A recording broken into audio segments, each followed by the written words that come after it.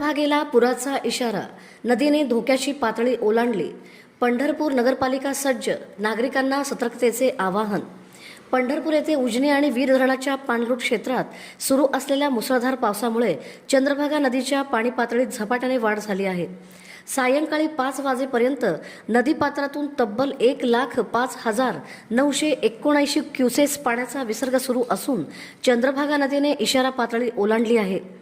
संभाव्य पूर परिस्थितीचा सामना करण्यासाठी पंढरपूर नगरपालिका प्रशासन पूर्णपणे सज्ज असल्याची माहिती मुख्याधिकारी महेश रोकडे यांनी दिली.